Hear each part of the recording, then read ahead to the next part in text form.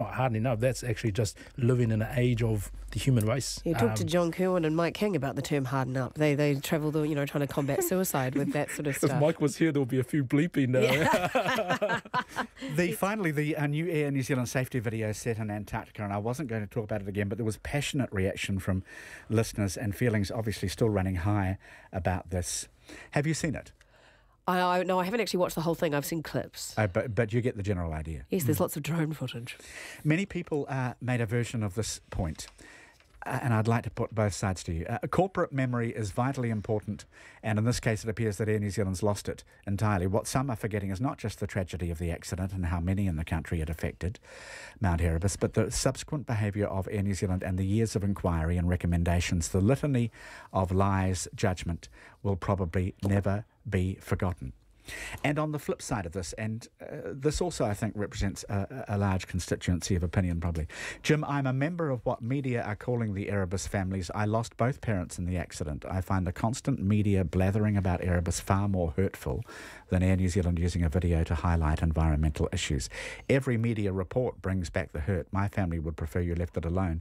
Air New Zealand did its very best to communicate its intention to families, and I received that communication and support its efforts. Catherine. Interesting, isn't it? Hearing both sides, very strongly held opinions. Which side are you on? Well, it's very difficult to sort of say, but I am 44. I actually didn't know about any cover-ups from Air New Zealand. Obviously, I knew about Erebus, but I didn't know that there were cover-ups, and they say it's a long memory, but I didn't know about that, so that's interesting. You don't remember Justice Marn and the litany of lies and all that stuff? I don't even know, no idea. Right. But I think that, you have to move on. My God, my grandmother died of cigarette smoking, I mean, not that there's going to be a thing about cigarettes, but, I feel that we can't always. I think they should. God, it's so easy to say. I think moving on is the best thing for it. But over to you. Yeah, I'm in that camp as well. Yeah. I think Catherine said it best. Yes. I think Air New Zealand tried their best to communicate with all the families. I think that it might not be a corporate memory, but there was still a strong memory in terms of New Zealand's role in that disaster. So I think, and I don't think it will change, whether it be 50, 60 or 60 plus years to come. So I think there was probably an element there of what Catherine is saying is true, time to move on, but also the continuous, link by media every time there was something to do with Antarctica and Air New Zealand has probably caused them a lot of grief as well. It is hard though for the people that do, suffer because of it. And sometimes, some of the Air New Zealand ones in the past, like that swimsuit one, drove me bonkers. I found that wildly insensitive, having half-naked ladies constantly whenever I got on a plane. So I know that they have, caused problems before, but I think that they, have a different approach to safety. Somebody was like, we don't even need videos anymore. It's like, yes, we do. A lot of people haven't ever flown before, and it's something that we need, and they take an interesting approach to it. But they felt like, the fact that they approached people like Catherine and tried to sort of state their things sensitively. But it's very difficult because I have not suffered from that at all. Anyway, I'm really going around in circles. I'm sick, did I mention? Yeah, and a lot of people are mentioning that on the text and giving you no shortage of advice on how to improve your sinus issues. Good. Please do forward that to me. Thanks, everyone. We have a very generous audience. Excuse me. There I go. So good of you to come in such a parlous state. Thanks very much for having me. Penny Ashton's been on the panel. Peter Fia as well. Whawhatai, thank you both. Whawhatai, love it. And we are back on Monday, of course, everybody. Thanks for your company. Checkpoint follows.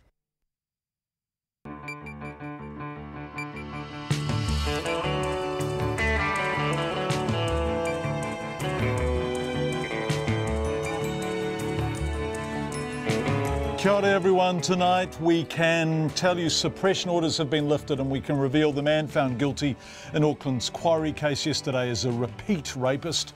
Dear David, she wrote, Aotearoa needs more midwives. We hear why and what the shortage is leading to. The very high cost of land slips, often a long time after the events that triggered them. Jacinda Ardern is in Christchurch. Our Chris Bramwell, so she's in Australia. Our Chris Bramwell is with her. A British Antarctic expert calls for Air New Zealand to pull its latest safety video, just the stuff they were talking about on the panel, saying it was deeply disturbing that it was filmed so close to the site of the Erebus disaster. National accused Phil Twyford of claiming credit for state houses that were already in the pipeline to be built, and much more coming up after the news, which is next. RNZ News at 5. Kia ora, good afternoon. Ko Katrina Bat in aho. America's main trading partners have reacted angrily to President Trump's plan to impose tariffs on steel and aluminium imports.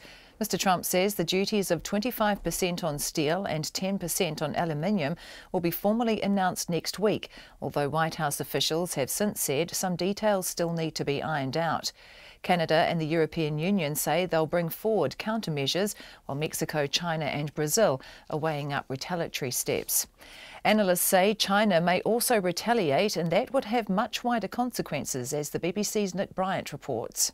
So much of Donald Trump's rhetoric when it came to steel during the campaign in the Rust Belt states that won him the presidency was directed against China, how they were flooding the market with cheap steel. How will Xi Jinping respond to this? And what will be the diplomatic repercussions as well? That's one of the arguments that James Mattis, the Defence Secretary, has been making, lobbying the President not to impose these tariffs. It makes diplomacy on the Korean Peninsula all the more difficult, because while you're trying to put pressure on North Korea, one of the key elements of that, obviously, is getting Beijing to apply pressure as well. Nick Bryant. New Zealand's aluminium smelter is not commenting on the proposed measures, except to say that most of what it produces goes to the Asia-Pacific market. It says less than 2% of its output is exported to the US. Jacinda Ardern says she raised the question of New Zealanders being deported from Australia when she met Malcolm Turnbull today. The two Prime Ministers have held formal talks in Sydney. Under a policy introduced 3 years ago, non-citizens of Australia can be deported if they've served more than a cumulative year in prison.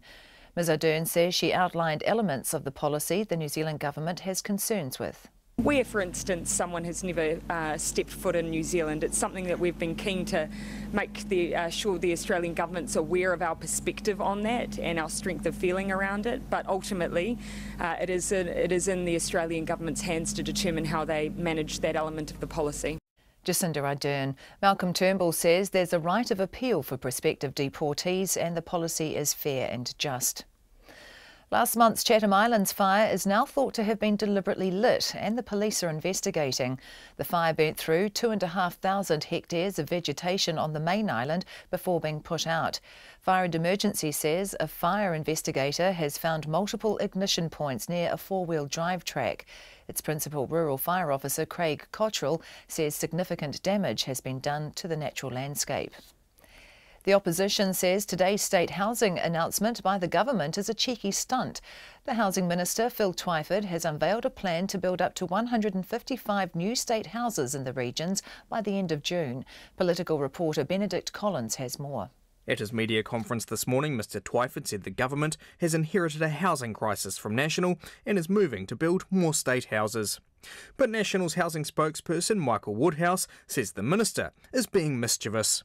He says all the state houses announced today were planned by the former government, and Mr Twyford is stealing the credit for its work. The Salvation Army says the announcement is a good first step, but many more state houses are needed. From Parliament, Benedict Collins. A new marae-based housing development has been officially opened in Christchurch. 6 social housing properties on the Ngā Hau Awha reservation in Aranui have been designed to provide transitional support for people in need of an interim base. The cost of the $3 million project has been shared between Te Puni Kōkiri, Housing New Zealand and the Rata Foundation. Wellington's mayor says getting rid of free parking on weekends will help keep rates down. As part of a 10-year plan, the City Council is proposing to introduce a weekend charge of $2.50 an hour. The Mayor, Justin Lester, says ratepayers have a choice: pay more to keep subsidising free parks or get the parkers themselves to pay. He says it won't stop people coming into the city to shop. I'm not thinking that it'll change people's behaviour all that greatly, and in fact it'll turn over the car parks faster, which will hopefully contribute to the number of people that are able to come in and shop. Wellington's Mayor Justin Lester. It's 5:04. Sport, the Blues are hoping it'll be lucky 13 when they play the Chiefs in tonight's Super Rugby local derby at Eden Park. The hosts have lost 12 times in a row to fellow New Zealand teams, but the Chiefs are missing 15 players through injury. Coach Tana Umanga says Chiefs playmaker Damien McKenzie, who's shifted to first 5 this season, will need close watching. Here's someone that you need to shut down. It's so dangerous. Yet there's a few of them across the back there. So yeah, definitely. He is one that we need to keep an eye out. But again, just making sure that we don't spend our whole time trying to shut him down and they beat us somewhere else. Tana Umanga. The Black Caps are confident Kane Williamson and Ross Taylor will be fit for tomorrow's third one-day cricket international against England in Wellington. Williamson missed Wednesday night's game with a hamstring strain, while Taylor was unable to field because of a quad strain. All-rounder Mitchell Santner says scans have shown Taylor should be right to play, but he's awaiting final medical clearance. Whichever side wins, it will take a 2-1 lead in the 5-match series. Australian golfers hold the top 5 places halfway through the New Zealand Open in Queenstown. With most of the field back in the clubhouse, Daniel Nisbet and Callan O'Reilly share the lead at 14 under. The best placed New Zealander, Tim Wilkinson, is 3 shots back in a tie for 6th. That's the news. Tonight on Nights, we've got something for the weekend. That something being the Golden Shears. Country Life goes to the Hurinari races because the first non-stop round-the-world flight landed in Texas on this day in 1949. We have a sonic tonic dedicated to circumnavigation from Magellan to Phileas Fogg, maybe even your OE. Taking off after the news at 7. And on Lately at 10, we're live and we'll be keeping you up to date with the world, talking to some of the people who have made the news or are just worth talking to. That's Lately with Karen Hay on Nights with Brian Crump on RNZ National. Met Service weather through to midnight tomorrow. Northland, Auckland, Coromandel and Bay of Plenty. Mostly cloudy with a few showers, some possibly heavy. Increasing fine spells in Auckland tomorrow. Waikato to Wellington, including the central high country, also Gisborne, Hawke's Bay and Wairarapa. Mainly fine with high cloud, but isolated showers, especially in the afternoons and evenings. Nelson Buller, Westland and Fiordland, periods of rain with heavy falls and possible thunderstorms south of Hokitika. Rain easing to isolated showers north of Fiordland tomorrow. Marlborough, Canterbury, Otago and Southland, cloudy periods and occasional rain or showers, isolated thunderstorms with possible downpours south of Twizel today and in many inland places tomorrow. And for the Chatham Islands, cloudy periods. It's 5:07 and you're listening to Checkpoint. Thank you very much indeed, Katrina Batten. Thanks for joining us, everyone. We begin tonight with a Dear David letter to the Minister of Health. It begins, Aotearoa needs more midwives. It's also the name of a Facebook page established on Tuesday, which has gained so much attention. Messages were coming in at the rate of about 1 a minute for much of the day today. Some of the messages are from women expressing support for their midwives, but most are from midwives themselves who say they are overworked, underpaid, exhausted and are being driven to leave. They want David Clarke to hear their stories and to consider the numbers. Here are some of the messages read by the midwives themselves. Dear David, last week I drove 600 kilometres, filled my petrol tank 3 times, worked 66 hours in total and spent 2 nights away from my family. My average income for the past 2 months has been $308 a week, just over $7 an hour. I love my job, but I'm being forced to leave. Dear David, as a new graduate midwife, I have made $667, excluding GST and tax, in the past 7 months. To survive, I do shifts at the local cafe where I get paid the same hourly rate as working in the hospital as a midwife. Dear David, having supported a woman with an 18-week loss, I then raced downstairs to catch the baby of another client after a rapid labour. Those 2 babies were born within an hour of each other, and I cried all the way home. Dear David, I've been a midwife for 17 years, and LNC for the majority. Initially, I could have a reasonable income with 40 clients per year, but now I need to have 55 for the same. My role has expanded to include a lot of screening as women have more complicated needs. Documentation demands have escalated phenomenally. To earn the same money, I have to work longer hours than ever before. I don't get sick pay, holiday pay, remuneration for working weekends, public holidays, or remuneration for being on call 24/7. I love my job, but would love you to support a government bid to increase funding to midwives. Dear David, last week a client of mine was sent to another part of New Zealand because my local DHB was full to crisis point. Not only does this mean that I will no longer get paid for her birth cares, more importantly, it means that I do not get to support her and her whānau through this life-changing event. So that's just some of the midwives who are participating in this Dear David action. The David, of course, is David Clarke, the Minister of Health. We have a statement from him and we'll read it later. And he's going to join us to discuss these issues on Checkpoint next week. But we thought we'd look at some of the facts and put them before you. Midwives are paid $2,314.50 for all pregnancy, labour, birth and postpartum care. So they don't get paid per hour, they get paid per pregnancy effectively. That includes all antenatal and postpartum visits, petrol, clinical costs, the whole lot. The New Zealand College of Midwives has calculated that works out to about $7.23 an hour for rural midwives, less than half the minimum wage, and $12.40 for urban or city midwives. They're on call 24 hours a day, 7 days a week. Midwives are leaving either the workforce entirely or are heading overseas for better pay. And we have seen striking examples of the contracts midwives are being offered in Australia. At least 30 midwives have left the Waikato region in the last 6 months. Now, Cromwell midwife Charlie Ferris was one of the people who started all of this. In fact, she started the Facebook page herself out of sheer desperation. She told me via Skype what the crux of the issue is for her. One is that we don't have enough midwives, and number two is we don't have enough money to take any time off for ourselves if we need it for sickness or just a bit of a break from work. Charlie, can I just look at the issue of you being overworked? And can we use you as a specific example? When you say you're overworked, how many hours are you paid for each week? That's a tricky one for us to put our finger on. There's no actual guideline around how many hours we would do. And because pregnancy and birth is so unpredictable, our hours could range from 30 to 100 in a week. I would say standard midwives would be happy with a 40-hour week. I think that would feel crazy to most midwives. But again, there are no specific guidelines on hours a week.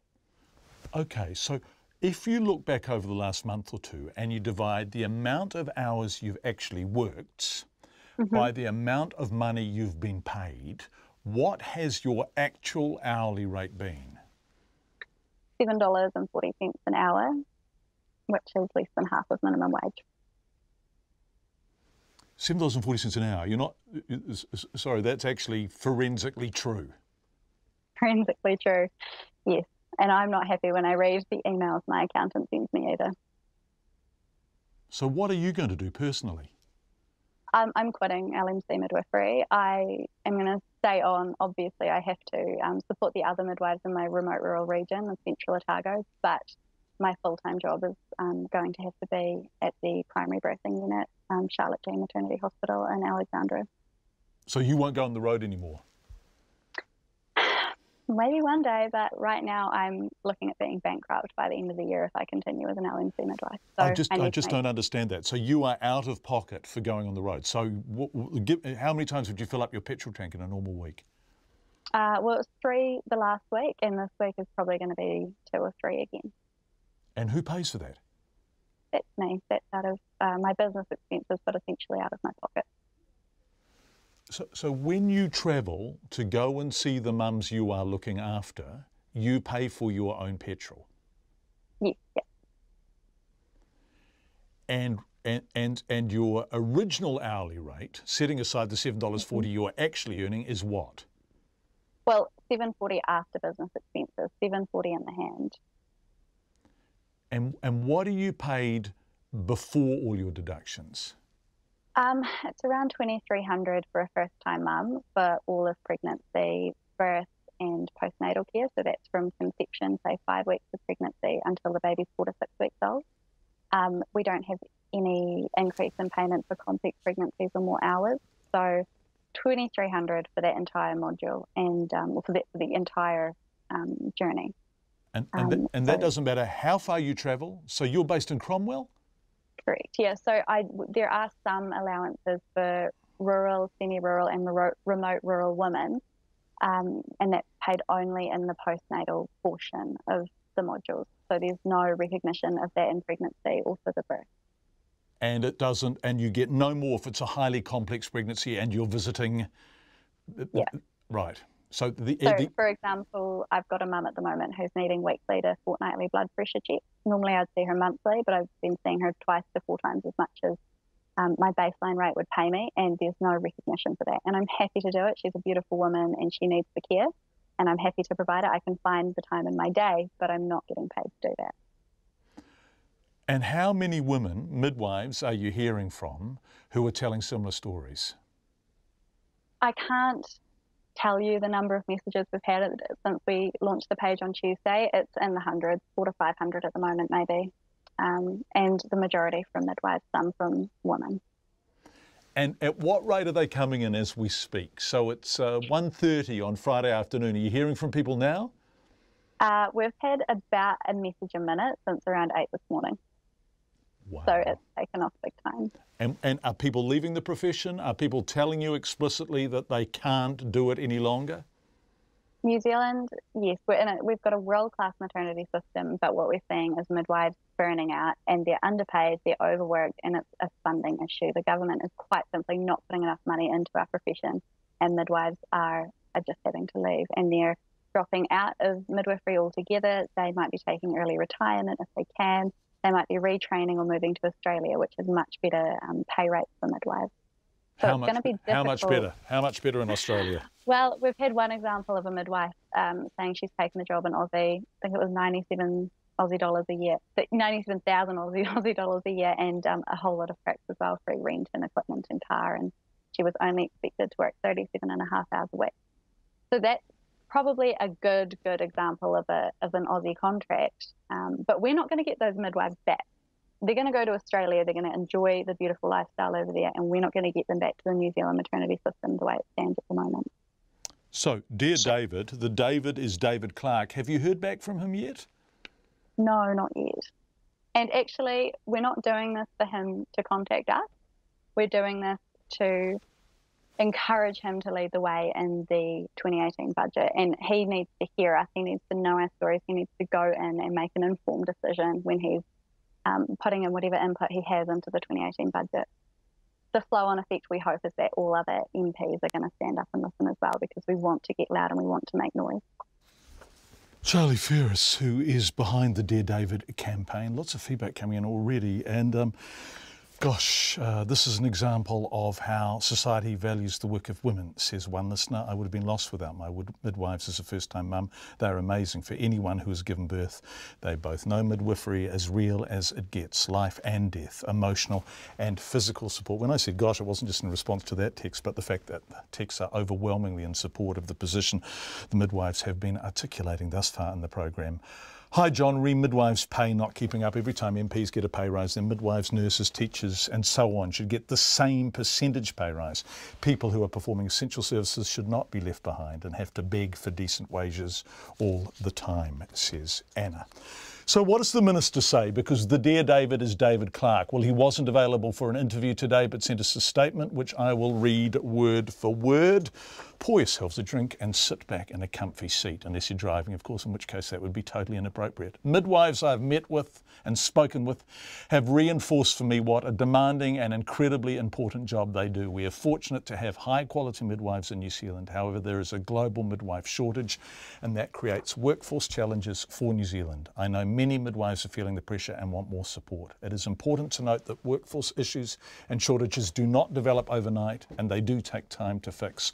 If the previous government had bothered to do proper workforce planning, then we might have avoided seeing the sort of pressures we are now seeing. That from David Clarke. He said he has requested Ministry of Health help to look at what can be done to address the situation in both the short and long term. We would love to hear from you. If you are a midwife, or you are expecting a baby, or you have recently used the services of a midwife, you can text us on 2101. Now, David Clarke looked back over the previous 9 years and said, what did the previous government do? Fair point, but next week we are going to ask him, what will this government do? We will talk to David Clarke about that next week. It's 90 minutes past 5. Thank you for being with us. Colin Jack Mitchell was yesterday found guilty of kidnapping a woman and taking her to a quarry outside Auckland where she was assaulted. Today, what police also found during that inquiry has been revealed. During his attack at the quarry, Mitchell left DNA at the scene that tied him to a rape that had remained unsolved for a quarter of a century. And yesterday he was also convicted of kidnapping, rape and sexual violation in relation to that earlier attack. on a 25-year-old mother of 3. And that wasn't his first conviction for rape. Our court reporter Edward Gay filed this report. To the outside world, Mitchell was heavily involved in his local RSA and had worked for the same trucking firm for more than 20 years. But that wasn't the full picture, as the Crown prosecutor Kirsten Lummis explained in her opening address to his trial. Mr Mitchell also has a dark, sinister side, a side that only comes out in the black of night. And on occasions, the Crown says he turns into a prowler, picking up vulnerable women on their own, late at night, young women, with a purpose to sexually assault them, to exert control, to overpower them, to dominate them. Suppression orders that prevented RNZ News from reporting Mitchell's background as a sexual predator were lifted today. In February last year, he kidnapped a young woman from Great North Road in Grey Lynn and drove her to the Riverhead Quarry, where he donned a mask and used a weapon to try and force her to do what he wanted. She managed to escape and alert police, but Mitchell's other victims were not so lucky. DNA on the glove found at the scene proved to be a crucial piece of evidence. The DNA from the glove also provided police with a link to a second series of crimes you will be hearing about in this trial. It's what's called a crime-to-crime suspect link, showing that the DNA in the glove linked to an unsolved rape case from 1992. On the night of May 30 that year, a 25-year-old was walking home from a gig in Ponsonby when a man offered her a lift. He told her he worked on Rosebank Road and dropped her in the industrial area before driving off. By this stage, it was the early hours of the morning and the woman noticed a man just ahead of her on the road. He came out from behind a tree, holding both of his hands up to cover part of his face. She noticed he was wearing gloves.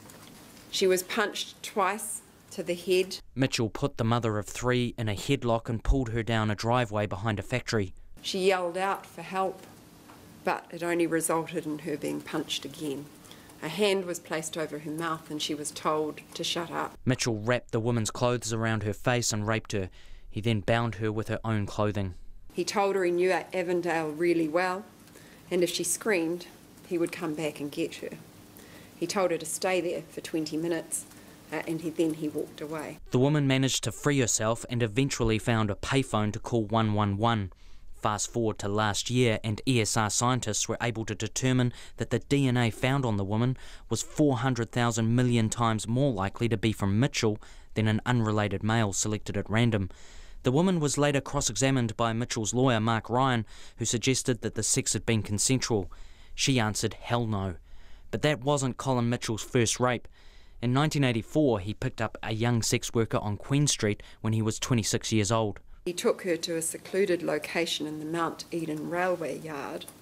When he arrived, he became violent. He then went through the woman's handbag, threatened her and drove off. Mitchell was sentenced to 5 years in jail.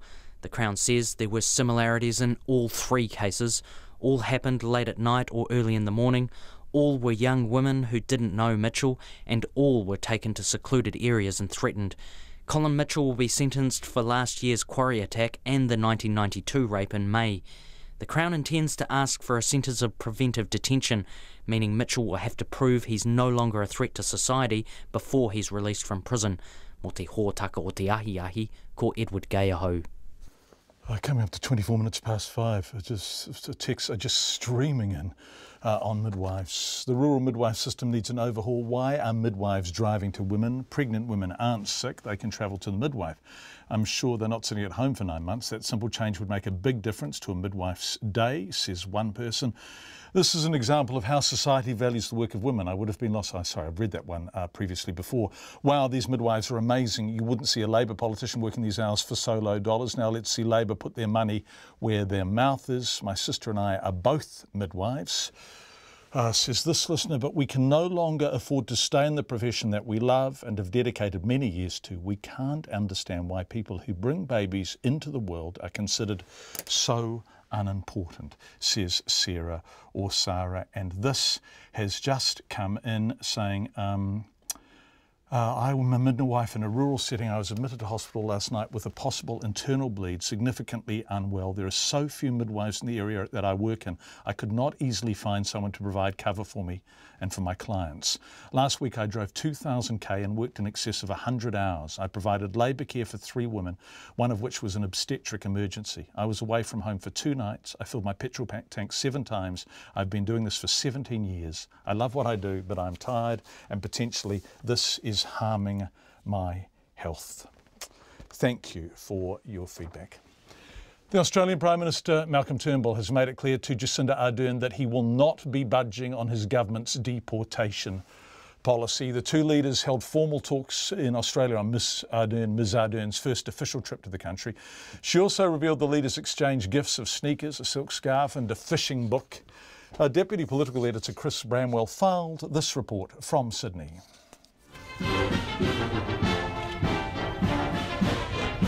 The Honour Guard belted out a few bars of Waltzing Matilda as the Australian Prime Minister Malcolm Turnbull arrived at Admiralty House to welcome Prime Minister Jacinda Ardern. The 19-gun salute, which after making the media pack leap, continued echoing around the Sydney harbour as Jacinda Ardern arrived.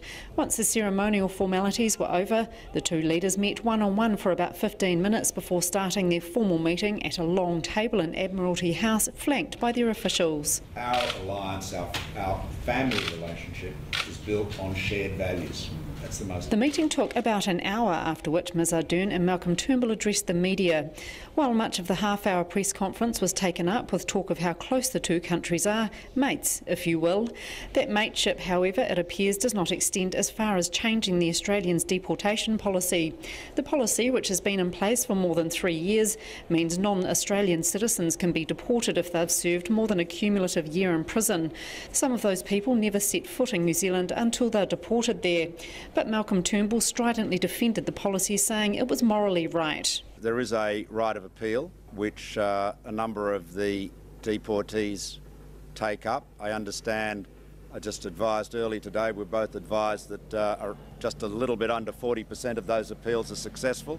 So we have the process, this is in accordance with Australian law, and the process is a fair and just one. Jacinda Ardern reiterated that Australia was acting within its rights. I've raised, again, as we have on previous occasions, elements of the deportation policy that have, in particular, been brought to our attention where, for instance, someone has never stepped foot in New Zealand. It's something that we've been keen to make sure the Australian government's aware of our perspective on that and our strength of feeling around it. But ultimately, it is in the Australian government's hands to determine how they manage that element of the policy. Malcolm Turnbull was also asked again why he would not take up New Zealand's offer to resettle 150 refugees who are currently on Manus Island. We are focused on completing the much larger arrangements with the US. So we'll do that. We'll take that process through to its completion, and then we can consider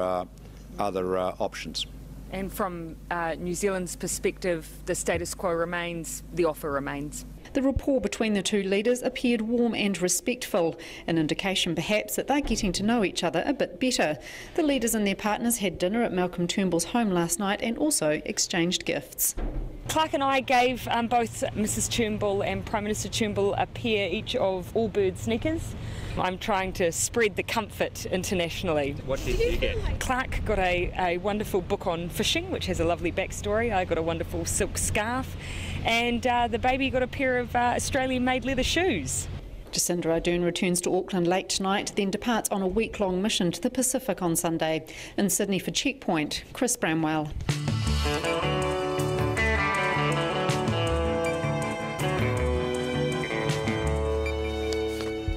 Kia ora everyone. Coming up, geologists warn people living below and around the Kaikoura Hills that big landslides will be the new norm. US President Donald Trump announces plans to impose stiff tariffs on steel and aluminium imports.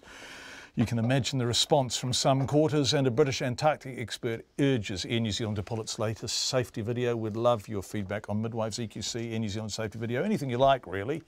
You can text us on 2101, you can tweet us at Checkpoint RNZ, Facebook Checkpoint with John Campbell, or email checkpoint@radionz.co.nz. We are getting an enormous amount of feedback on midwives.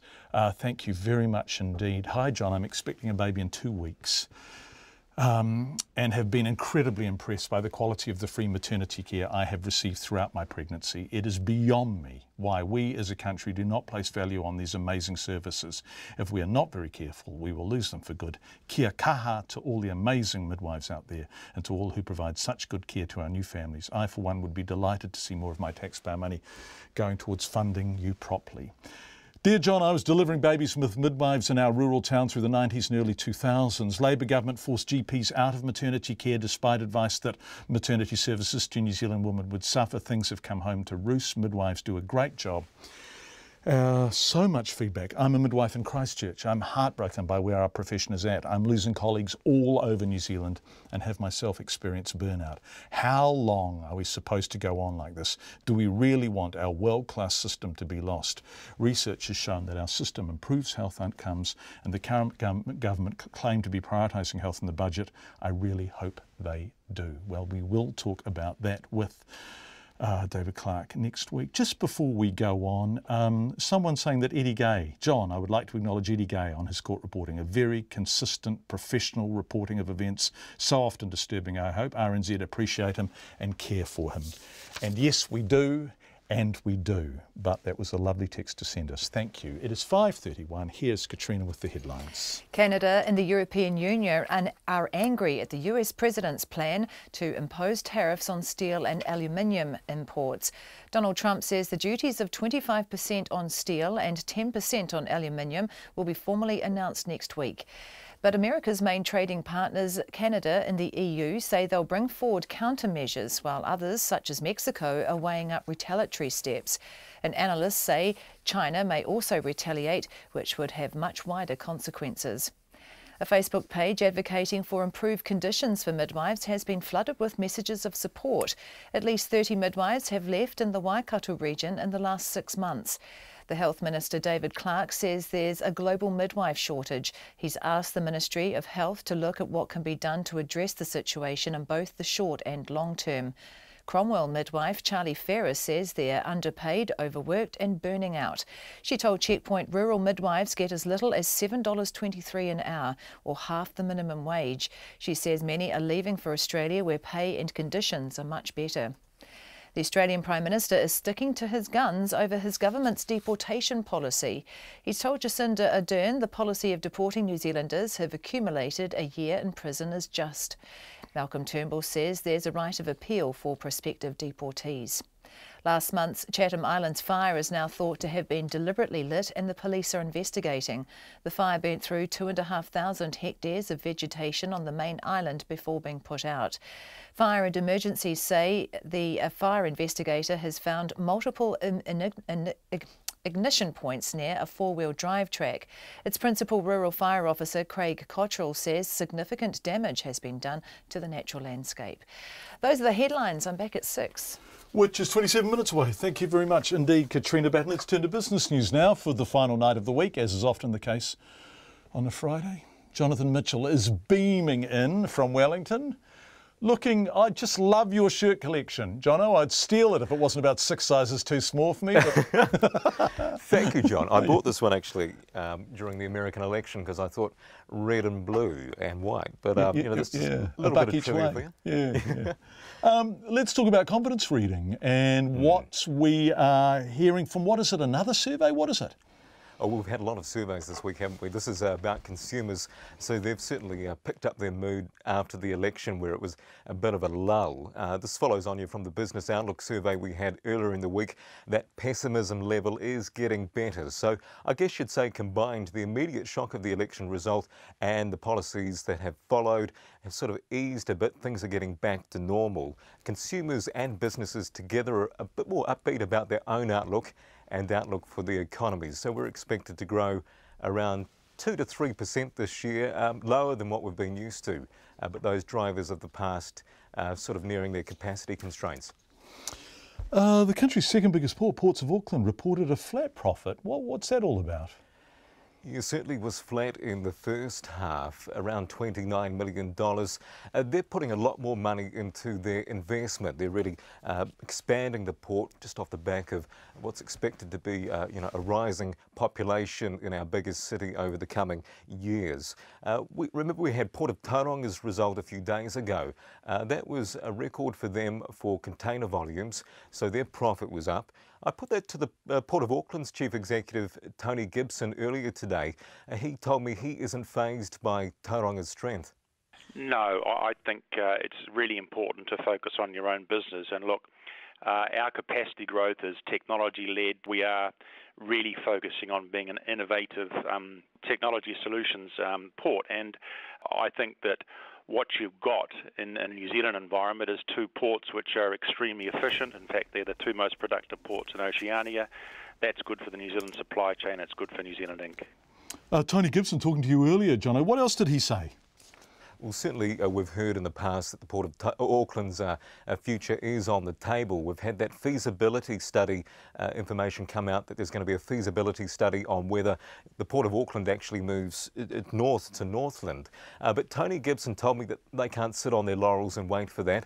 They have to put the money in now to develop the port, increase their capacity, and also launch some new freight hubs in South Auckland and Waikato as well. So for the full year, the profit is expected to be steady, similar to last year's.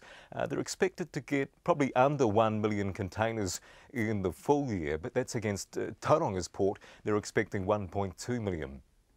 Gosh, that's a hell of a lot of containers, isn't it? What happened on the markets today, Johnny? Well, we certainly followed the lead of Wall Street's slump out of that news from the White House about the tariffs. So we ended up down 54 points to 8,288, and the Kiwi dollar was up actually 72.7 US cents and 93.7 Australian. Jonathan Mitchell, thank you for your work this week. Have a lovely weekend. Jono Mitchell out of our Wellington newsroom. Let's stay in the capital and go up to the hill to Met Service meteorologist John Law. Kia ora, John. Kia ora. Not a bad weekend ahead of us for the North Island. We are still going to find more cloud in those northeasterlies for Saturday across the likes of, say, Auckland and Northland, and perhaps a few showers to watch out for as well, but still very mild through those night times. Minimum temperatures 19 degrees Celsius for Auckland and highs back to 26 degrees Celsius or so. And that's very much the story for the North Island in general. Those areas that to the north will find more cloud and perhaps a few showers, so if you like to say the Bear, plenty, and across in towards Northland, but still very mild through the day and through the night. Head southwards down towards Wellington, other than a bit of patchy cloud. It's not a bad story, staying dry through the day. Again though, those nighttime lows 17 and highs about 25 degrees Celsius. There's plenty of dry weather down the eastern side of the North Island, staying fine. And I think again, just a bit of patchy cloud to watch out for, but still highs back to around about 27 degrees Celsius for the likes of Palmerston North. Heading on towards the South Island for the likes of Canterbury, it's a good looking day. We should find plenty of dry weather. High clouds still with us, but we are going to find some showers springing up through those southern parts of Canterbury down towards Southland and Otago, perhaps even some heavy and thundery ones. But the wettest weather will be on the western coast for Westland and Fiordland. And do watch out for those severe weather warnings and watches. And Sunday, pretty much the same sort of story. And that's it from me. Thank you very much, John. Have a great weekend. Yes, do keep an eye out for those severe weather warnings if they are in areas that are going to impact you. I note that the weather in Auckland tomorrow is not great, but not bad for a big outdoor concert at Western Springs. Grace Jones, Phoenix, Beck, Future. Young Thug was coming, but seems to have packed a sad because the Australians wouldn't have him. But a hell of a good lineup. Weather will be okay. A global trade war is being tipped after US President Donald Trump announced plans to impose stiff tariffs on steel and aluminium imports. Mr. Trump says he's going to rebuild the American steel and aluminium industries, which he claims have been treated unfairly by other countries for decades. America's main trading partners have reacted angrily, inevitably. The European Union and Canada both say they will bring forward countermeasures, while Mexico and China say they are weighing up retaliatory steps, but you can bet your bottom dollar China will have some. But for workers in the steel state of Pennsylvania, a resolute Trump heartland last election, the tariffs can't come soon enough. Here's the BBC's Joe Miller. For almost 2 centuries, the rolling mill in Conshohocken has been a mainstay of American industry, producing up to 500,000 tonnes of steel a year and providing hundreds of well-paying, stable jobs. I was able to, build my house and provide a good, lifestyle for my son and I, but right now I'm in jeopardy of having to start over at 47 years old. Last autumn, Kimberly and 250 of her fellow employees were told that with the price of steel dropping, their employer ArcelorMittal would idle the mill and axe 100 jobs. But just a year before, many of them voted for a man who campaigned on a promise to end their industry's relentless cycle of boom and bust. After months of dithering, the Trump administration has announced its intention to slap tariffs of 25% on steel imports. We'll be imposing tariffs on steel imports and tariffs on aluminum imports, and you're going to see a lot of good things happen. For workers at the local union hall, the tariffs have been a long time coming. For years, they've felt at the mercy of China, which produces as much steel in a month as the US does in a year. We're not saying don't trade. We know we have to trade, but it has to be fair trade. We're not even in the game, not just a free fall of steel just coming into this country. But the White House is running into the same problem that has plagued previous administrations. Imposing strict tariffs on steel imports could cause China and other important trade partners to retaliate in kind, and that could cost jobs in other parts of the country instead. Other industries say they fear a backlash to the tariffs, and markets in New York fell sharply after the announcement. But for volunteer firefighter Chuck, saving steel is worth the cost. The steel industry in particular, that's the cornerstone of America. If we can't make our own steel, we're leaving ourselves vulnerable to everyone else in the world. A decision from Washington has come at last. But steelworkers in Pennsylvania won't be celebrating just yet, and will be watching for how Beijing and Brussels respond. Yes, the world will be watching for how Beijing responds. That was Joe Miller reporting from America's Steel Heartland in central Pennsylvania for the BBC. The housing minister is being accused of taking the public for fools with his state housing announcement today. The government plans to build around 150 new state houses in the regions by the middle of the year, but the National Party says every single one of them was in the pipeline to be built when it left office, and Mr Twyford is stealing the credit for its work in government. Political reporter Benedict Collins has more on this. Clad in a high-vis vest on a West Auckland building site, Phil Twyford announced up to 155 state houses will be built in the regions over the next few months. Mr Twyford says New Zealand's simply not building enough homes, and the government was forced to act. Today's announcement will make a small but significant dent, but a trickle is going to turn into a creek and into a river and into a flood. And so this today is a down payment. It's an indication of this government's seriousness about building more houses and fixing the housing crisis. We've inherited a national housing crisis, and we're determined to build our way out of it. However, Mr Twyford acknowledged many of the state houses have been planned for some time. Many of them have been in the pipeline for some time, but the difference is that under the Labour-led government, we are ramping up the build of state housing not only in Auckland but around the country. The former government for years told Housing New Zealand not to build any new houses in the region, in fact instructed them to sell off houses in the region. But National's housing spokesperson Michael Woodhouse says Phil Twyford's announcement is laughable. Well, look, this has been signalled not only by the government but being worked on by Housing New Zealand as part of a cluster of houses that forms the 1,000 properties that are in the books for this year. And to somehow pretend that this is something new and innovative is just completely mischievous. And Michael Woodhouse says Mr Twyford knows exactly how many of the state houses he announced today were planned by the previous government. They all were, and he should know he's either being mischievous or he's not on top of his game. Either way, I think the public should be aware that the Minister is talking an extremely good game and leading them up the garden path when it comes to both Kiwi build and state houses. Minister Twyford did say this government's inherited a crisis. He said you guys were flogging off state houses all around the show. Now he's encouraging Housing New Zealand to start building them again. Is that a fair cop? No, that's absolute rubbish. The mostly 1 or 2 bedroom homes will be spread across 15 regional centres, with Napier Hastings getting almost 50. But people on the streets of Napier today weren't sure if it was going to be enough. I'm actually boarding at the moment, so yeah, I need a home. Yeah, the sooner they can do that, the better, because there's so many people out there with no homes and stuff. It's a good idea, but Is 50 really going to be enough to help with our population of homeless at the moment? And 50 houses isn't going to do much between two cities with over, 1,000 people homeless or people that are in emergency housing at the moment. The Salvation Army's Transitional Housing Director, Lynette Hudson, says it's a welcome start from the government, but many more state homes will be needed.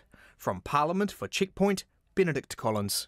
Let's head to Europe, where large parts of the continent are enduring another night of freezing conditions as a Siberian weather system continues to bring chaos. Blizzards and heavy snowfall have closed roads, rail services and schools and forced the cancellations of hundreds of flights, possibly thousands. In Britain, the so-called beast from the east has collided with a second massive storm called Emma. A red alert has been issued in areas from Ireland to Scotland, meaning there is a serious threat to life. The BBC's John Kay has been on the streets of the tiny village of Tiverton in Devon. Mid-afternoon, right on schedule, heavy flakes started falling here in Tiverton, and they haven't stopped, swirling around this market town as the so-called beast from the east meets Storm Emma from the south. We met nurses Tracy and Claire, who'd come to the southwest to work, but when they saw the red alert declared, they decided to head home, even if that meant driving straight through the storm. I actually felt a bit sick, to be honest, this morning, because it's what do you do? Do you stay indefinitely, or do you risk it and go home, putting yourself at danger by driving? You know, because we don't know what's lying ahead. This is the problem, because we are driving into, like as you just said, a red zone. As the hours passed, snowplows struggled to keep the main routes clear. Treacherous conditions leading to multiple accidents, including a 16-vehicle crash. In Lincolnshire, farmers helped free people stuck in their cars, using tractors to clear snowdrifts 7 feet deep. Chief Inspector Adrian Lisk of Devon and Cornwall Police warned motorists across the UK. It's very easy in modern cars to be cocooned from the outside environment and to actually lose touch with the fact that it's freezing. The road surface is becoming more and more challenging. We're saying take real care on the roads. On the A66 between Stockton and Darlington, a baby girl was born during the morning rush hour. Paramedic Lee Salmon said by the time he reached the scene with the Great North Air Ambulance, all the hard work had been done. Well, very, very luckily, Mum and Dad had done a sterling job. Dad had found somewhere safe to park, albeit surrounded in snow, and managed to help Mum deliver the baby themselves. So it was a lovely little family outing. This evening, communities like Tiverton here in Devon are unusually quiet. Looking up the high street, there's hardly anybody about apart from a few people pulling sledges and stocking up with essentials. With most businesses closed early and many schools shut all day, there's a sense that people are staying in, staying put and staying warm. It's John Kay reporting from Tiverton. Forecasters say the bitterly cold conditions and heavy snow could hang around through the weekend and well into next week. The Australian government is preparing to fly relief supplies to communities in the Papua New Guinea highlands damaged by this week's powerful 7.5 magnitude quake. The quake caused large landslides and has damaged communications, including roading and infrastructure. Many remote communities remain cut off except by air. If they can get choppers up that far, as many as 50 deaths have been reported across parts of the southern highlands and western provinces. But authorities have not given a final death toll. The ABC's PNG correspondent is Eric Klosek. In Tari, the closest town to the epicentre, residents are reliving the terror of Monday's earthquake with each aftershock. Oh, we're all scared. Ground still shaking now. As of that, ground still shaking. Aurelia Tagobe says the quake killed 2 people near her home and caused damage all over the town. We had buildings all damaged, fallen off, and water tanks all destroyed. All the landslides and the trees fall off. The roads being cracked. The airstrip in Tari, ground cracked. The Papua New Guinea government has been sending assessment teams and Defence Force personnel to the area, but residents like Ms Tagobe say people haven't received any help yet. People are very, very upset because we didn't have our members on the ground as soon as possible. Provincial authorities in the quake area have been struggling to respond to the disaster. The administrator of Hela province, William Bando, says dozens of people have been killed and others remain cut off. You know, we have people stuck in the mountains and buried in the mudslides. This earthquake has cost almost 50 lives and devastated a lot of homes. Mr. Bando says the worst affected areas are hard to access and people there need urgent help. The only way to get it is by helicopter. We need to dispatch medical teams and rescue teams into the area, but we need helicopters here. The Australian government is delivering the first of many shipments of relief supplies, including tarpaulins, water purification tablets and water containers, to the nearby Southern Highlands today. The PNG government has declared a state of emergency for affected areas and will hold an emergency sitting of Parliament to establish a restoration agency to oversee rebuilding. One of the problems facing the government and the resources sector is local fear and anger after the quake, with many residents blaming oil and gas extraction for the tremor and threatening to stage violent protests. The director of Papua New Guinea's Geohazards Management Division, Chris McKee, has been trying to publicly explain that the quake was unrelated to extractive activity. The earthquakes are occurring well below where the oil and gas industry is operating. They're occurring at depths of as much as 60 kilometres, so these are faults which are deep-seated and they're totally unrelated to the oil and gas industry. Convincing people is the hard bit. It's easy to tell them that, but they want to have someone to point a finger at and blame. PNG Government Geologist Chris McKee ending that report from the ABC's Eric Tosek. Lots of feedback coming in and we're going to share some of it with you now. We've also got an amazing email coming up about the Air New Zealand safety video. We're going to play John Boynton's package first, but let's have a look at some of this feedback about midwives. Hi John, having just given birth in November to baby number 1, I very much had my eyes open to the amazing work midwives do. The pre and postnatal care was fantastic. The birth was certainly not straightforward, but both the practical and emotional support was just something else. We now have a very happy and healthy baby boy and are incredibly grateful, as well as feel very lucky for the team of midwives we had, says Claire. Congratulations, Claire. Hi John, I'm currently 36 weeks pregnant. My midwife has been more responsive, more caring and more active than any other medical professional I've ever experienced. Their work is invaluable and without a doubt saves lives and money by managing medical issues that would otherwise escalate, says Emma, and we wish you well, Emma, for the arrival of your baby. Hi John, re the midwives. Wouldn't it be nice if we paid our midwives what it costs us to house our prisoners? $100K a year, isn't it? My amazing midwives saved my life, says Kate. And this person says, poor David Clarke, the poisoned chalice of the health system. This is only the thin edge. GPs across the country are also struggling, not to mention hospital workers, and there I mention mental health, a system that has been neglected by the previous government. What did Jonathan Coleman actually do? So much feedback coming in. Here's another long text, in fact possibly too long to read now. Hi John, when my wife was pregnant with our first child, we spent an exorbitant amount of cash on a top Auckland obstetrics clinic. Throughout the process, however, it was as if we'd paid for a ghost based on the amount of time the obstetrician was available to us. During the labour, which was complicated by various factors, the obstetrician was again mysteriously absent for the multiple specialist interactions that had to happen. We were completely reliant on the help of the Auckland hospital staff, midwives for care, support, and most important, advocacy. It's amazing how little weight is put on what the person who's going through labour by some specialists who seem to pop in and out on schedule. The midwives who are there the whole time have to stick up for the mother. They were amazing. Thank you all for your feedback and a remarkable email coming up. But before it, a British Antarctic expert is urging Air New Zealand to pull its latest safety video, saying it's deeply disturbing. It was filmed so close to the site of the Erebus disaster. Lewis Pugh, an endurance swimmer who helped broker the establishment of a marine protected area in the Ross Sea, says the video wrongly portrays Antarctica as the next adventure playground, whilst making no acknowledgement of the Erebus crash. He's urging Air New Zealand CEO Christopher Luxon to withdraw the video immediately. John Boynton has more.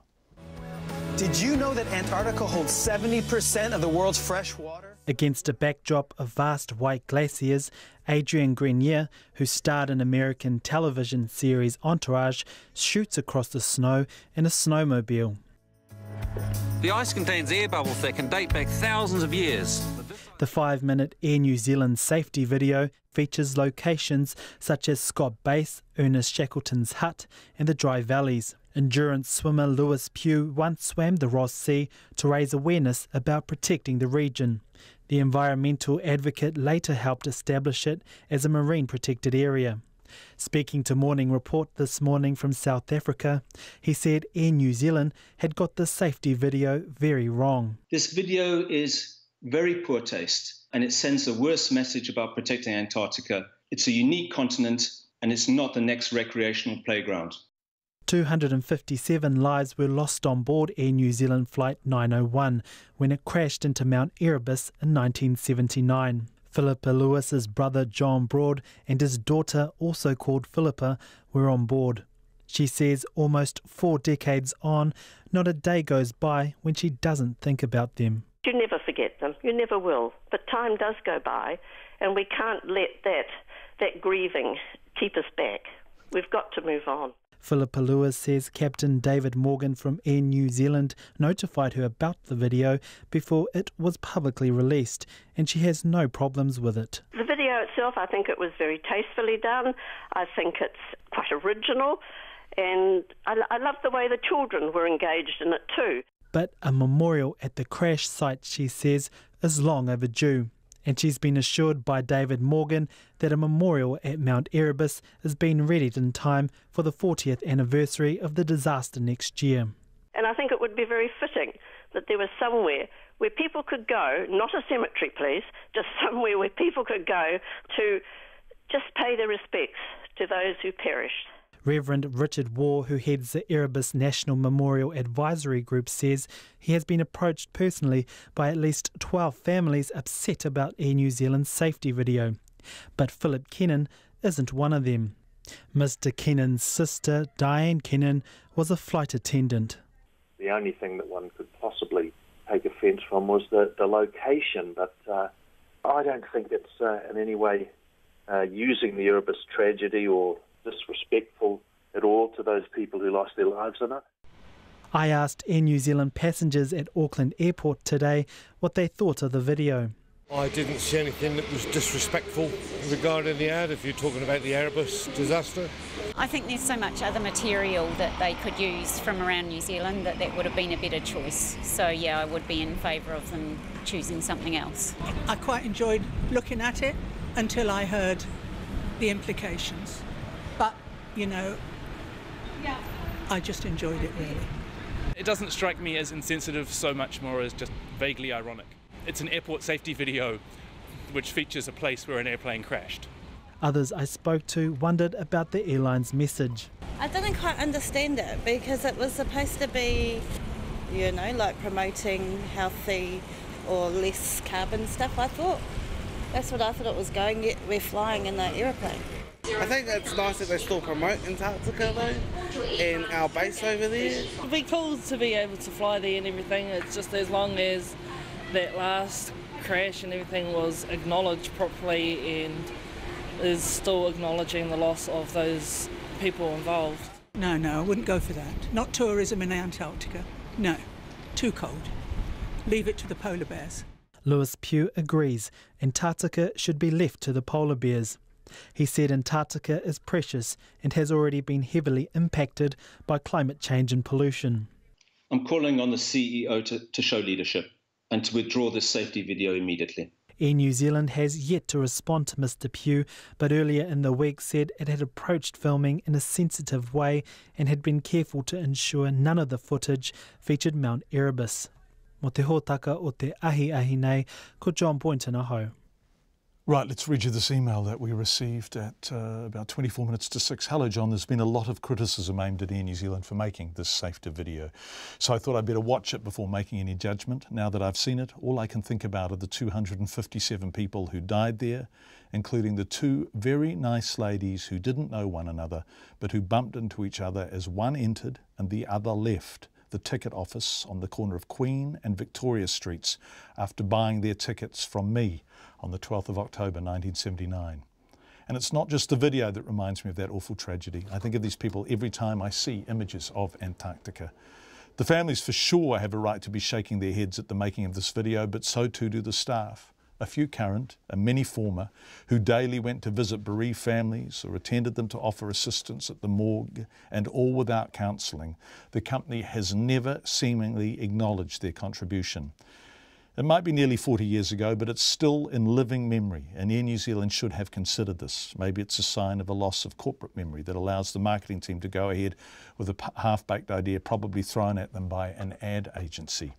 It just seems incongruent to make a safety video about a place and in a place where you were the cause of the worst aviation disaster in New Zealand's history. That from a former Air New Zealand staff member who sold tickets to two of the people on that flight. It's 20 seconds before 6 o'clock. Thank you so much for being with us. Feedback is so welcome, and we're receiving a lot of it tonight. Text us 2101 or email, as that person did, checkpoint@radionz.co.nz. It's 6 o'clock.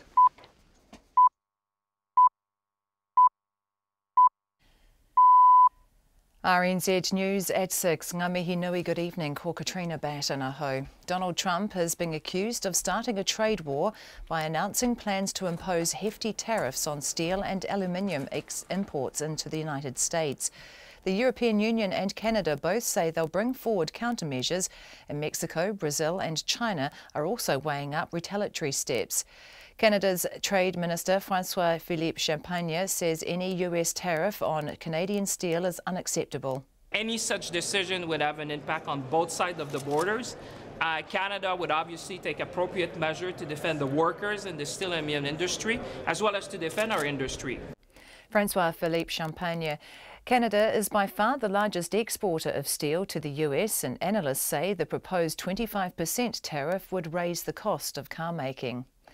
A Facebook page advocating for improved conditions for midwives has been flooded with messages of support.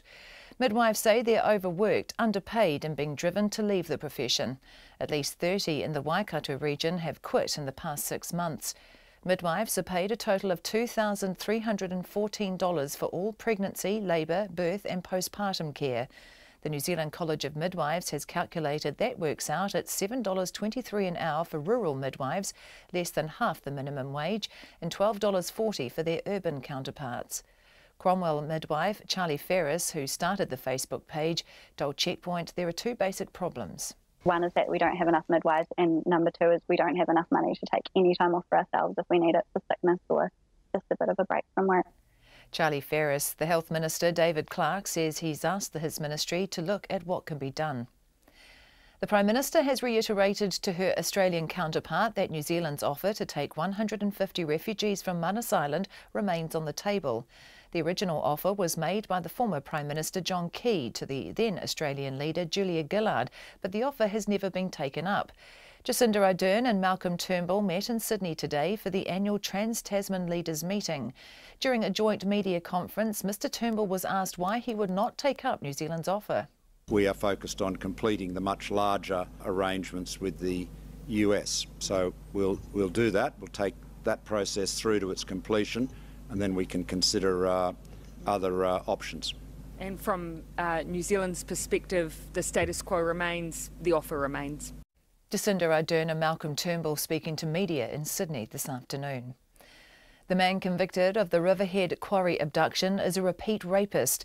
In the High Court in Auckland yesterday, Colin Jack Mitchell was found guilty of kidnapping, causing grievous bodily harm and assaulting a woman with intent to sexually violate her.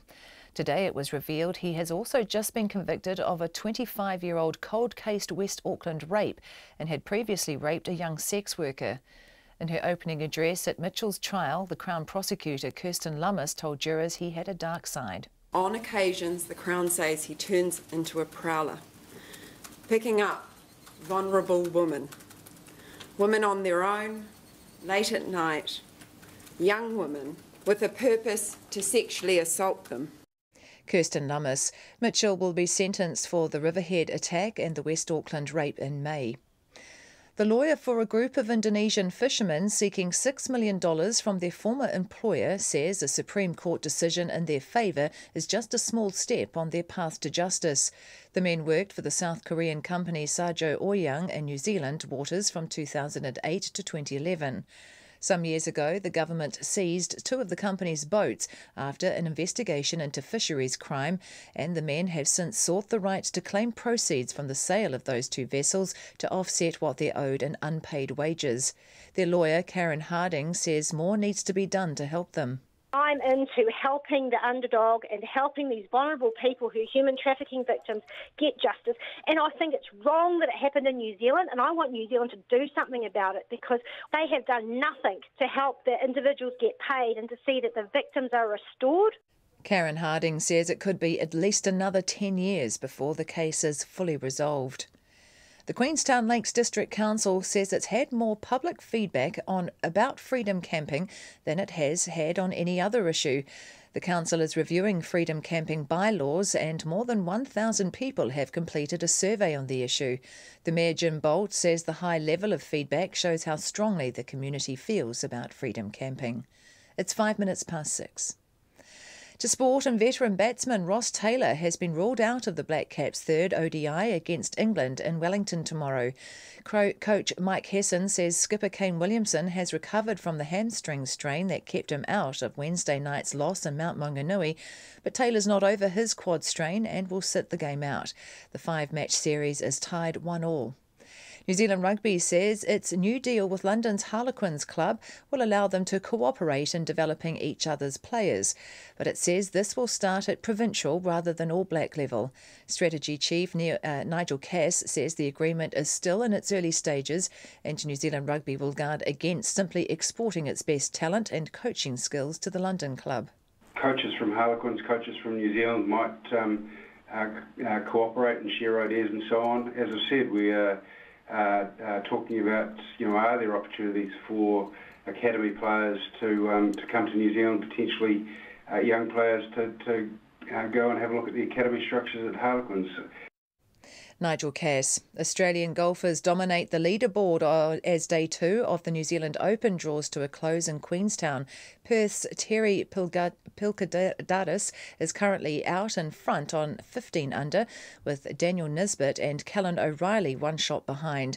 The best placed New Zealander, Tim Wilkinson, is 4 shots back, tied for 6th. That's the news. Tomorrow morning, we are broadcasting live from one of the New Zealand festival venues, Wellington's St James Theatre. So we'll have a bunch of performers and writers and actors and artists from here and from overseas. If you're in town, come and have a seat for the show in the upstairs foyer of the St James from 8 o'clock this Saturday morning. I'm Kim Hill. I hope to see you there. Met Service weather through to midnight tomorrow: Northland, Auckland, Coromandel and Bay of Plenty. Mostly cloudy with a few showers, some possibly heavy. Increasing fine spells in Auckland tomorrow. Waikato to Wellington, including the Central High Country, also Gisborne, Hawke's Bay and Wairakapa. Mainly fine with high cloud but isolated showers, especially in the afternoons and evenings. Nelson, Buller, Westland and Fiordland, periods of rain with heavy falls and possible thunderstorms south of Hokitika. Rain easing to isolated showers north of Fiordland tomorrow. Marlborough, Canterbury, Otago and Southland, cloudy periods and occasional rain or showers. Isolated thunderstorms with possible downpours south of Twizel today and in many inland places tomorrow. The Chatham Islands, cloudy periods. It's 6:05 and you're listening to Checkpoint. Thanks very much, Katrina Batten. And from time to time on RNZ we do run a thing just to see if people are listening, like we put into a story that there are polar bears in the Antarctic. Yeah, and just to see if anyone's listening. Yeah. Because we all know they only live in the Arctic and the north. It's not like when we say that penguins live in the Arctic and they only live down south. Yeah. And it was spotted? It was spotted by about 93,000 people. Fantastic. Who have all texted in. They're fantastic, our listeners, aren't they? Absolutely fantastic. We've heard from people with PhDs and polar bears. They know everything. Who've identified to the millimetre the precise spots they do live in. Anyway, we appreciate it. Thank you very much indeed. And yes, they don't live in the south, bless them. We've got the penguins, as KB points out. The north has got the bears. Well, this week we've been talking to a lot of people suffering from the direct results of earthquakes, home and land damage caused by shaking. We've got A major story on that on Monday night. But there's also people suffering as a result of secondary damage, which is sometimes coming about years later. Geologists are warning people living below and around the Kaikoura Hills that big landslides are going to be the new norm when the area sees bad weather, thanks to land disturbance caused by the earthquake they had. For example, last week's Cyclone Gita brought down about 300,000 cubic metres of debris off the Kaikoura Hills, closing State Highway 1 for 11 days and completely destroying at least 2 homes. It's likely this event wouldn't have happened or would have been much less serious were it not for the quake in 2016. Here's Zach Fleming with more. Every room's full of shingle, right up. Everything's covered. I know that lounge floor collapsed with the water. Dave McIlroy has to crouch inside his house. There's dirt and rocks almost up to the ceiling in places. It's so obviously unlivable, Dave says even his insurance company ticked it off without question. The assessor came and looked and he said, well, they'll just pay you the maximum, that's it, you know. The house complete write-off anyway. He lives at Rosie Morn, around a 20-minute drive south of Kaikoura in Goose Bay. And during Cyclone Gita last Tuesday, it was torrential there. 280-odd mils over the daytime. Well, at one stage there, I think we're getting about an inch every half hour. He says the creek behind his house would usually cope with that, but it was filled by a landslip in the 2016 Kaikoura earthquake. So after 280 millimetres of rain last Tuesday... That was just filled completely to the top, so the water's got to go somewhere else. So it went around the back of the house and down the driveway. And it brought enough dirt and rocks with it to fill and destroy Dave's house. Do you think you'll ever be able to rebuild on that plot of land, Dave? No, they'll never do that. I don't know. I don't know what's going to happen in the future. I don't know what to do. What will happen in the future is that what happened to Dave will happen to someone else. To try and predict where and when, GNS Science has been given more than $8 million by the Ministry of Business, Innovation and Employment. They're also looking at how long it'll take the Kaikoura Hills to heal, or get back to pre-earthquake levels of landslide probability. The question is, will it ever get back to that, and how long it will take? People think that the earthquake came and then it's all over. But it's not. That's the key thing. Like what happened in Cyclone Gita is what is expected to happen. So let's talk hypotheticals. Best case scenario, no more earthquakes. The hills could heal in 6 to 10 years. Worst case scenario, more earthquakes means more land displacement, which means more big slips in bad weather. So think of it as like a conveyor belt where the earthquake comes along, it kind of fractures all the rock and causes loads of landslides, and then the rain comes along and takes a lot of that material and causes it to fail down the slope, and then another earthquake comes along, so it's like a conveyor belt type of thing. And the speed of the conveyor belt is dictated by the number of earthquakes and significant rain events, like Cyclone Gita, for example, to push that debris down the slope. Dave is a perfect example of that conveyor belt. The slip behind the house, it filled the creek banks, which are probably 20, 25 foot high, and it filled that when we had the earthquake. But I can sort of see what's happened, and it's going to happen a lot more along this coast because of these earthquakes. His house is fully covered by insurance, but he didn't have his contents value set high enough, so he won't be able to replace what he's lost, which is almost everything. He did manage to get some of the important things. Like I lost my wife just prior to Christmas, and I got those all off. Got the photos, I got change of clothes because I was off to a wedding in the weekend, and probably 3 or 4 other shirts and a couple of jackets and the clothes I was standing in. And that's all I sort of got out. He's staying with his lovely neighbour Julie at the moment. But obviously, Julie's house could be at risk of the same kind of landslip next time a cyclone rolls in. And then there's the wider impact on the Kaikoura community when slips close State Highway 1. Took my wife, when the road was closed, took my wife one day to Cheviot for coffee. We went down there for something to do, coffee. So. And then we walked into this, restaurant-y place, and the lady said, this is in the afternoon, you're our 6th customer today. Well, businesses can't survive like that. I asked Chris Massey if he'd let his mum and dad live where Dave and Julie live. Well, yeah, that's a good question. I mean, that's the question I always used to ask to our geotechs in Christchurch. You know, would you be comfortable with your family living in this home? And it depends where it is. There are places at the bottom of the Kaikoura Hills that are absolutely fine, you know, when you're not right up against the bottom of the slope. There are natural places that are fine, you know, but it's really on a house-by-house case. His research is funded until October 2022, but he won't be waiting until then to release findings. We can't wait for 5 years. You know, it's not one of these research projects that we just wait to the end of the project and we throw all of our data over the fence to the policymakers and people that need that information for decision making. Because Chris says policymakers need to start deciding now whose house is safe and whose isn't. For Checkpoint, Zach Fleming. Insurance companies have received more than 2,000 claims resulting from damage caused by Gita, and EQC has received 146. So much feedback coming in on midwives. I'm going to share some of it with you next, including one from the son of a midwife. But before that, more than 650,000 people have filled out this year's census already, but complaints have rolled in about its transition to a mostly online survey. Dozens of people have contacted RNZ about not receiving their online access codes in the mail, while others weren't even aware Census Day was next Tuesday. And there's concern the process is excluding some of the more vulnerable members of society. Charlie Drever reports. Welcome to the 2018 Census Helpline. Do you know that help is also available at... Statistics New Zealand says each household in the country has been mailed a code, but not everyone has received it. We've certainly not received any codes. It's news to us. You know, I was sort of alarmed too when I understand that you can get fined if you don't complete your census. I was surprised that there was no publicity about it in the library or where one normally sees such publicity. And I was furthermore more surprised that nothing had come my way in the letterbox. And not everyone who's got a code knows what to do with it, apparently.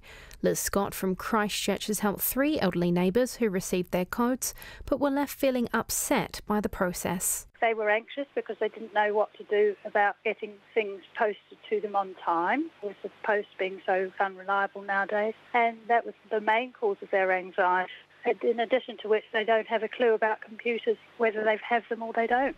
So what did Wellingtonians in the CBD think about the online switch? I think the people that have computers and want to put it online, that's fine, but I'm not interested in computers, and so it's a bit of a pain having to ring up and get the papers sent.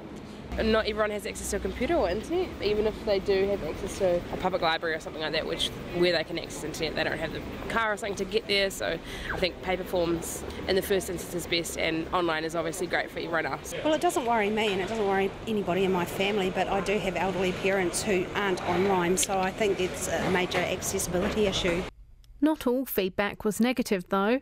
How do you feel about the fact that it is online this year? It's appropriate given times for the technology and everyone doing everything online now, but yeah, it's new and I'm looking forward to see how it goes.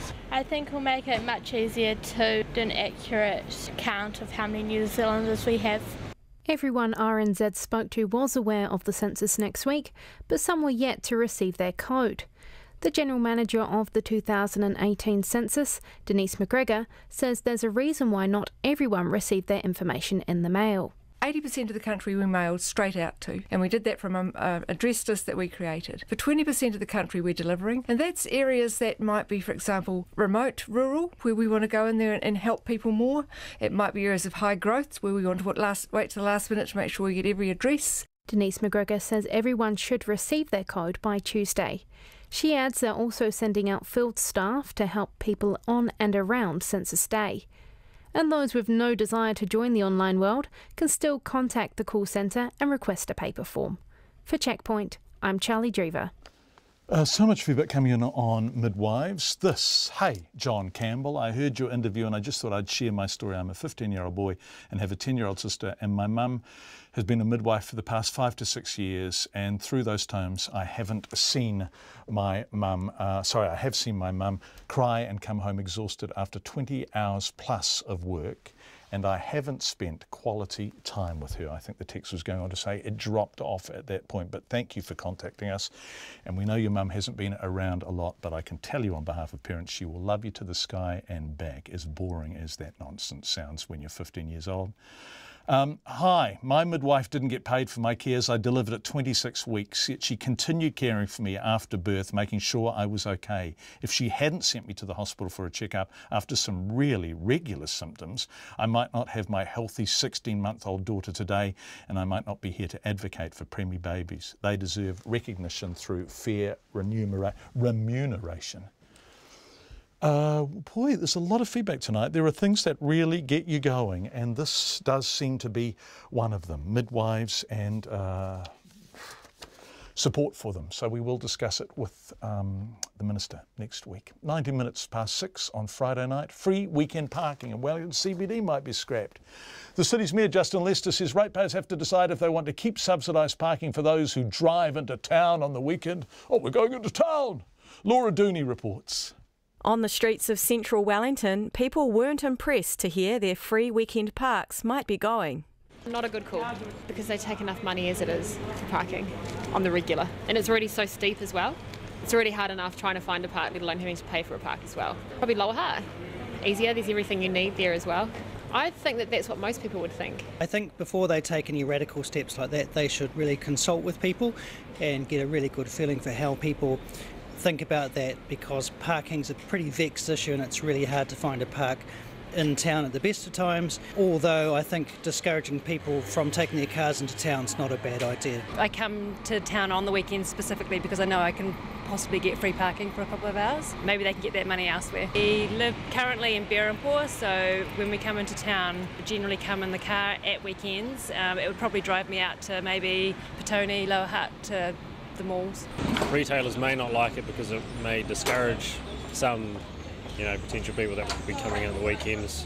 Depending on how much the charge is, if it's $3 or $4 an hour, it may discourage them from coming in at the weekends. They may look to go other areas, Lower Hutt, Porirua, etc. When it comes to keeping rates down, those spoken to believe the council already charges enough for parking. The proposal to start charging $2.50 per hour for weekend parking is part of the council's 10-year plan. The Mayor Justin Lester says the council has gone through the plan with a fine-tooth comb, looking for ways to trim the fat. He says making people pay for weekend parking will help increase turnover, freeing up parks. We've got a bustling and busy CBD. We've got an entertainment offering that in the CBD is unrivalled. We've also got high demand for car parks, particularly on the weekend, and anecdotally and based on statistics, because we monitor transport usage on the weekend, the car park usage, is that it's really high. He says the response from businesses on the proposed change has been mixed. We've run this by a number of different groups, including the Chamber of Commerce, hospitality groups, and an advisory group that I have from the business community. The majority said, look, they think this is a good idea. This is something that is forward-thinking, and car parks are only becoming scarcer, so it's good to focus people's minds. And it's also good to have increased turnover. The Mayor says he doesn't think people will head to Porirua or the Hutt Valley for shopping if the charges come in. First Retail Group Managing Director Chris Wilkinson says Wellington is one of the few main centres that has free parking on weekends. He says people shop differently these days. In many cases, they know what they're wanting to buy, their time core. They want to be able to find a park quickly. They want to come into the stores, get what they need, and then get back out again. Mr Wilkinson says the city can't keep subsidising people's parking. Justin Lester says at this stage getting rid of free parking on the weekends is just a proposal, and anyone who feels strongly against it can make submissions as part of the 10-year plan process. For Checkpoint, Laura Dooney. It's now 12 days since 110 schoolgirls were kidnapped by Boko Haram, militants from their school in the small town of Dapchi in northern Nigeria. Fighter jets, helicopters and surveillance planes have all been deployed in the search for the girls as their families endure an agonising wait. Must be terrible for any news. And they are haunted by the fate of the schoolgirls who were abducted, with more than 100 still missing from an area not terribly far away, almost 3 years ago. The BBC's Stephanie Hegarty went to Dapchi and has this report. Fatima ran when the militants attacked her school. It was 7 p.m. She was in her dorm with her best friend Zara. They were just about to eat their dinner when they heard gunshots.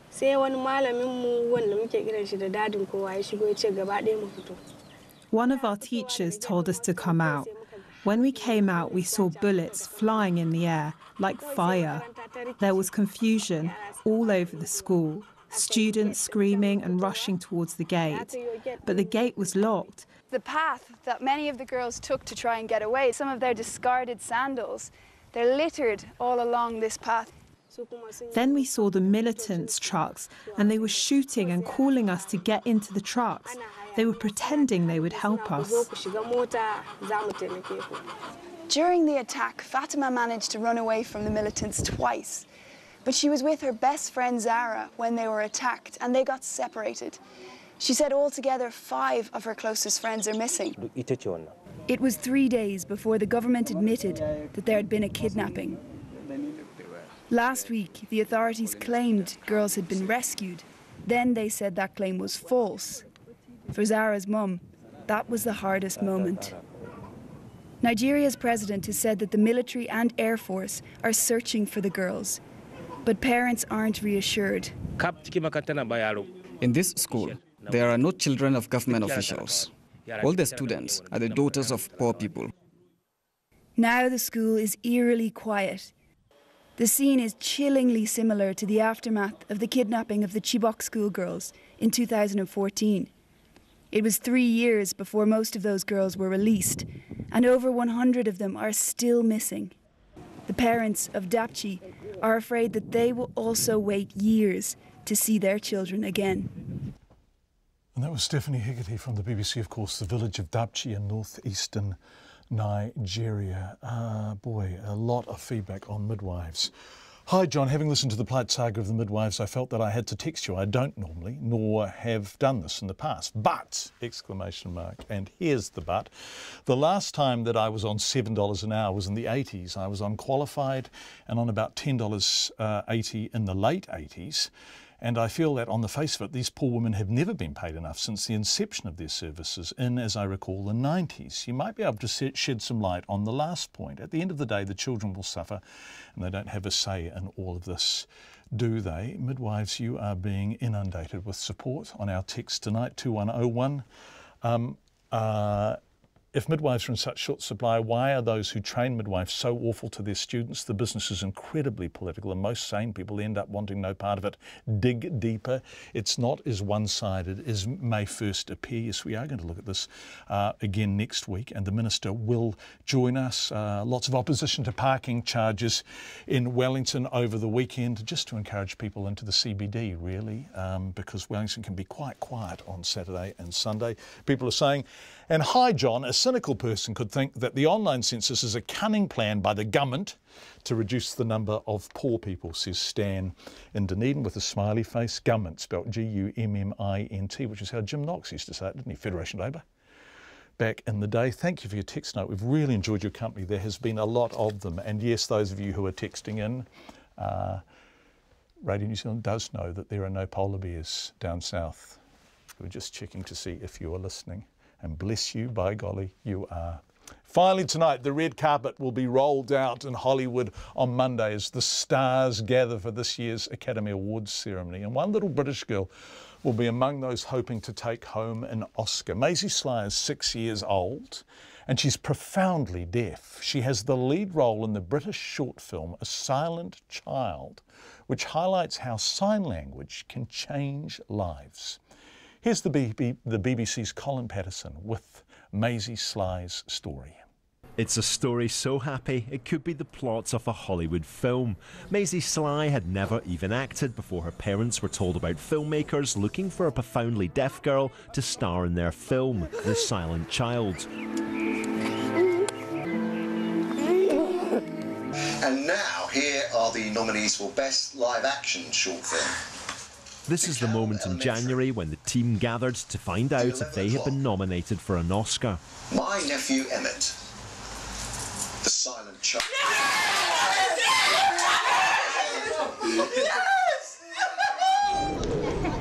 And so this week they reunited at Heathrow. Hello, welcome on board. Thank you very much. And headed to Los Angeles.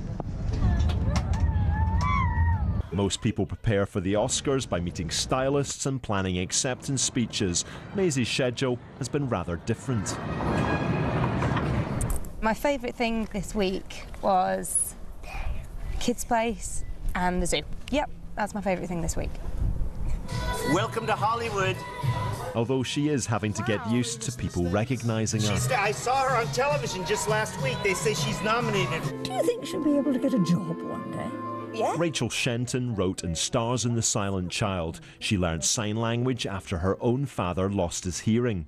The nomination means that ultimately now we're in over 600 cinemas in the US, which is huge for us as a short film, and really important for the subject, which is obviously deafness and shining a much needed light on access to education for deaf children. There's Meryl Streep. Her former Hollyoaks co-star Chris Overton directed the film, and at a lunch for all the nominees, they got to meet one of his heroes. Steven Spielberg was in between me and Rachel, and the person taking the photo said, "Oh, can we move? Because the light's not good." So we were ordering Spielberg around. It's an Oscar! Now all that remains is to find out if there'll be a Hollywood happy ending. That report from the BBC, from Colin Patterson, bringing Checkpoint to an end for the week. Thank you so much for the text tonight, texting 2101, our favourite text of the year. Well, actually, we received some beautiful texts, so this isn't our favourite, but it was a slightly delightful one. Someone texted 2101 to 2101, and that's because I said text 2101, and you did. And that's the kind of listener we like. Thank you, everyone, for being with us. Have a wonderful weekend on behalf of the excellent Checkpoint team. We hope to see you on Monday at 5. RNZ News headlines at 6:30. Accusations that Donald Trump is starting a trade war with America's major trading partners vowing to retaliate. Facebook has got behind midwives who say they're overworked, underpaid and being driven to leave the profession. Malcolm Turnbull says Australia will look at New Zealand's offer to take refugees from Manus Island after they've dealt with arrangements with the US. The man convicted of the Riverhead Quarry abduction has also been convicted of a 25-year-old rape and other historical sexual offences. And the lawyer for a group of Indonesian fishermen seeking $6 million in unpaid wages from their former employer says a Supreme Court decision in their favour is just a small step on their path to justice. Our next news and weather is at 7. On Country Life this week, what do you get when you cross amateur horse racing with a strong rural community? We actually provide a lot